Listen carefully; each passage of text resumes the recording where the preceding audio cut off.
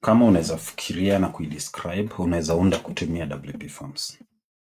Karibu katika chuo cha WP Forms. Kwa hii series naenda kukuonyesha jinsi ya kuunda fomu yako kutumia AI ama akili unde katika WP Forms.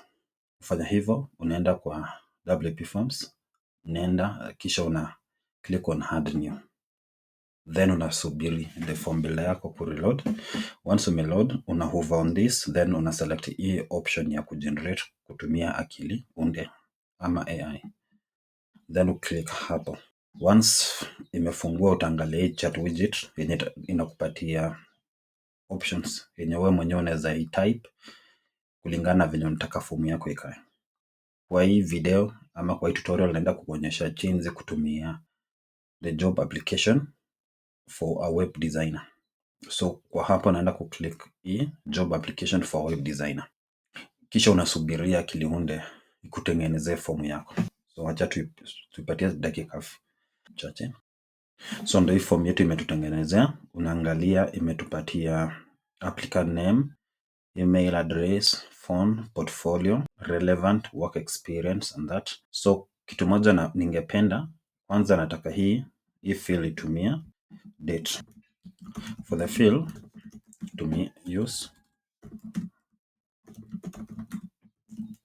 field with the date format. Kisha kwa hii field relevant experience hii and on the fields, then copy label ya hii field nyingine, naambia please use the rich text field, after which mark all fields as required. But for portfolio, acha portfolio ikuwe optional juu saa zingine unapata mtu ana portfolio, but for mark as optional. Alright. So unaona iko sawa. So unaangalia hizi zote ziko required, portfolio peke yake ni optional, alafu hii ni date. Sasa naenda kufanya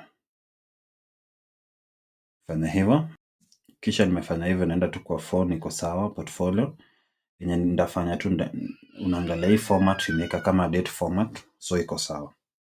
So once umefanya hivyo, kuna njia kadhaa yenye unaweza manage ku improve hii form. So ukitaka kufanya hivyo, unakuja tu una click kwa hii widget, alafu unaiuliza AI ama akili unde yako jinsi unaweza improve au can I improve this form. So inakupatia options venye wewe mwenyewe unaweza improve hiyo form na venye wewe mwenyewe unataka ikae. So unaangalia hii imetuambia fanya hii, fanya hii, fanya hii, fanya hii. I think iko sawa. So tunaambia tu apply all. So ita make your changes for us. So tunasubiria kidogo.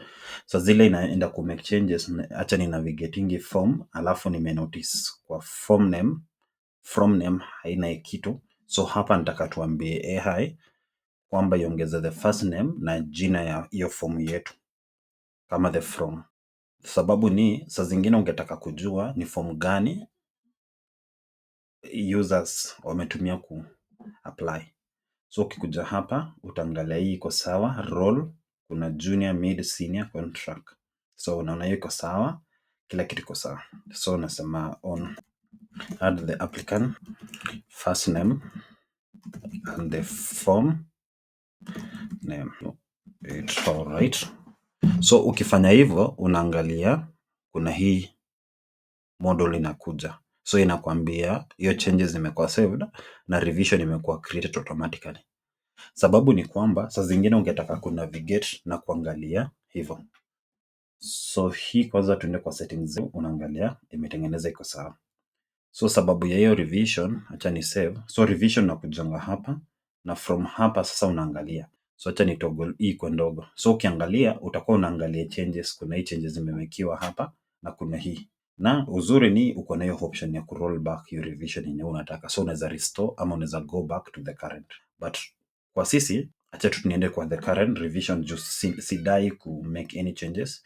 After kufanya hivyo naenda ku save this, na venye tulifanya kwa video ya kwanza venye tuliinstall WP Forms tuka set up email delivery na tuka embed. So naenda ku embed hapa, ku embed naenda kusema tu nataka new page, nasema hii ni job application.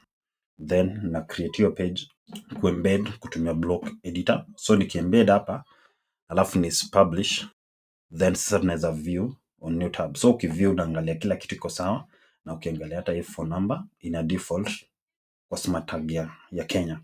Juu tuliangalia last week venye kutumia the smartphone field in WP form, so imetengeneza vizuri na mimi napenda hiyo results.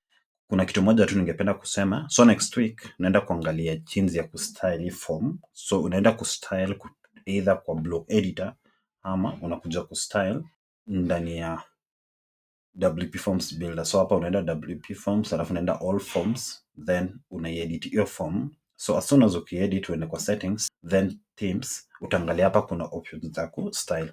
But for now tutaenda kuexplore hii juu hiyo itakuwa part of the future series, because hapa tulikuwa tuna focus on AI peke yake.